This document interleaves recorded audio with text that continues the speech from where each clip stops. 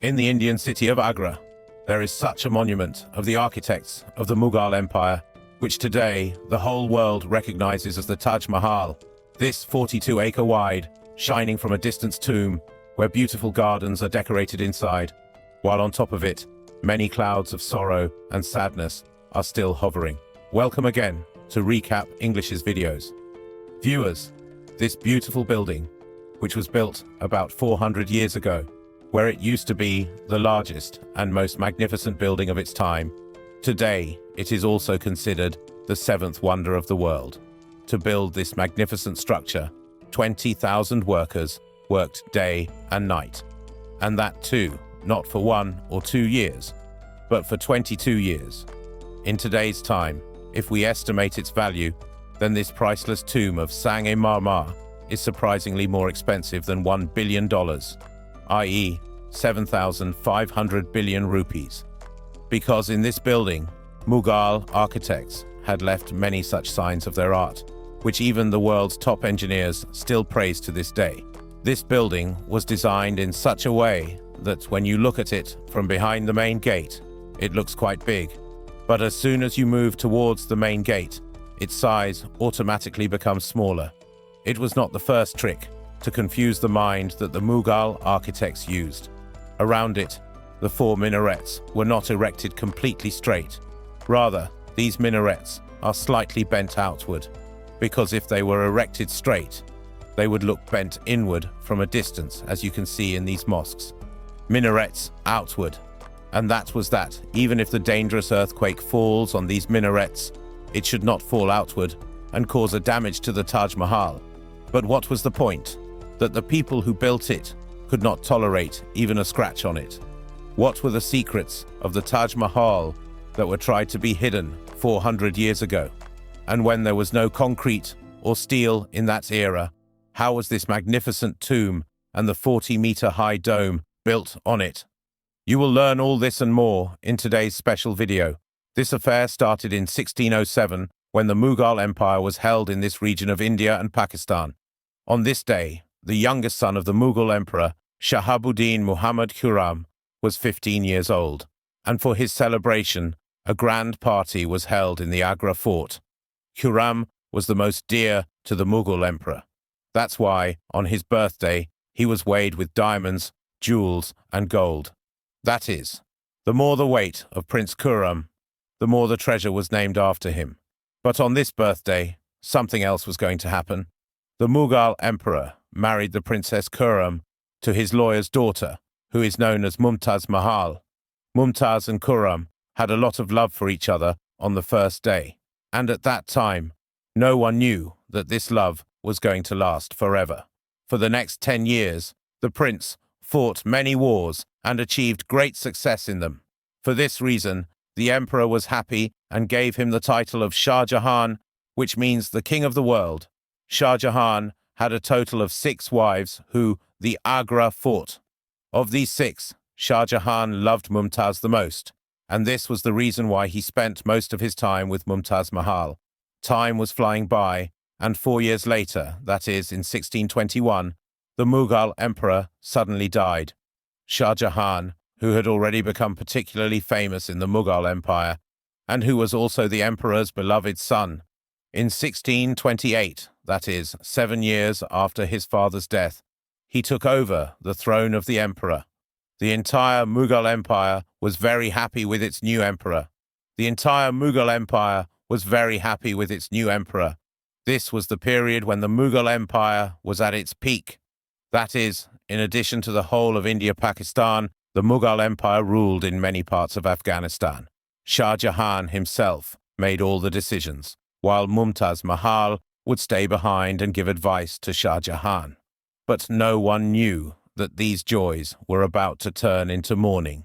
Gadi Sambala was a year long when the Mughal Empire once again had to face the enemy. The war continued for the next 2 years, and Shah Jahan was also successful in this war. But Shah Jahan was celebrating this success when he was informed of a sad news. Jahan's 14th child was in a bad condition and passed away on June 17, 1631, even though he did not want to. The celebration of the entire Mughal Empire turned into mourning as soon as it was seen. The news that had fallen like fire on Shah Jahan, it was as if he had ended his world. Shah Jahan's first love and his most beloved wife, Mumtaz Mahal, had passed away. It is said that the shadow of this grief had pushed Shah Jahan into the dark. For the next 8 days, he ate nothing, and for the next 2 years, neither did he listen to music, nor did he put on perfume. Mumtaz Mahal had one last wish before she died. She wanted her grave to be built in the most beautiful tomb in the world. In order to accomplish this task and the last wish of Mumtaz Mahal, Shah Jahan decided to devote all his wealth and life. The construction of the Taj Mahal began 6 months after the passing of Mumtaz, i.e. in 1632. Because the tomb of Mumtaz Yamuna River, it was a tough task to erect the most beautiful building in the world. The land near the river is quite soft. If there was excavation work done here, the water flow could have multiplied the Taj Mahal foundation. In order to deal with this problem, the Mughal engineers first started digging many wells in the ground. The laborers kept digging these wells until the dry ground. These wells were filled with stones and gravel, and then large columns of stones were placed on top of them. To accomplish all this work, a large army of elephants was also used along with the workers. This trick of the Mughal engineers had worked, and now a strong foundation was ready, which was standing on soft ground as well. After the foundation, it was now time for such a building design that no one had seen before, a design that broke all previous records. Taj Mahal was designed by Shah Jahan from his father and grandfather's tombs. From his father's tomb, the idea of the minarets was taken. From grandfather's tomb, the idea of the building core was taken. And from his uncle's tomb, the idea of the dome was taken. And when all these were combined, a magnificent design emerged. It is said that so many people were involved in the construction of the Taj Mahal that due to them, there was no food and drink in the surrounding areas. To meet the demands of 20,000 workers, Shah Jahan had ordered grains from all the surrounding areas. After many years of hard work, the structure of the building was completed, and now it was time to decorate it with marble. This marble was to be ordered from Rajasthan, 400 kilometers away from Agra, because the Makrana marble here is considered the finest marble in the world to date.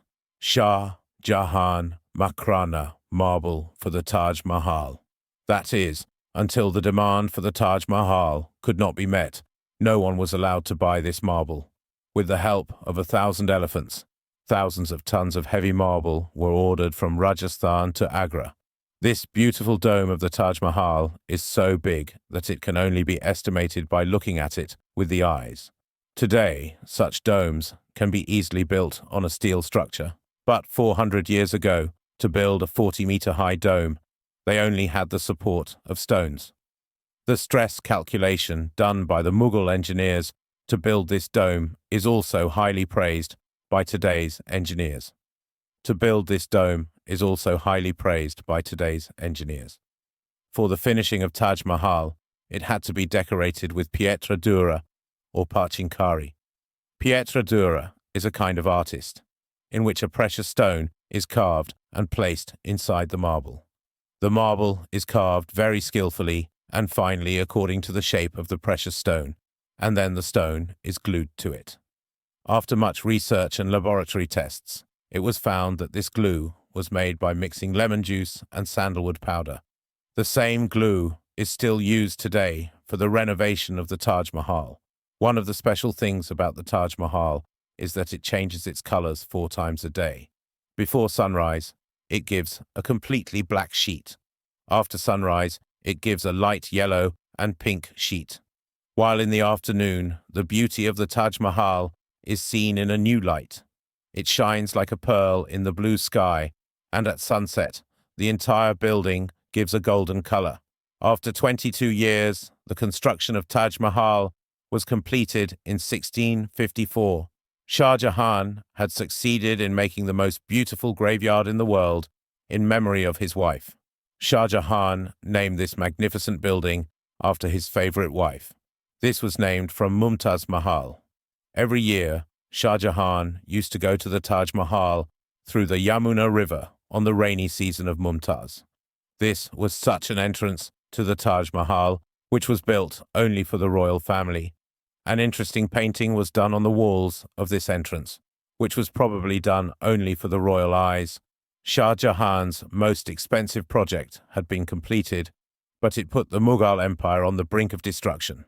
After 4 years, that is, in 1658, Shah Jahan and Mumtaz's own son overthrew the royal throne and became the king of the Mughal Empire himself. Shah Jahan, who had been ruling this throne for the past 30 years, was imprisoned and locked up in the Agra fort. There was only one facility that was given to Shah Jahan, and that was that he could see the Taj Mahal from the window of the room in which he was locked up. After being in prison for 8 years, Shah Jahan also passed away at the age of 74. It was now time for Shah Jahan to meet Mumtaz again, and he was buried in the Taj Mahal. I hope you like and share Recap English's video. Subscribe the channel.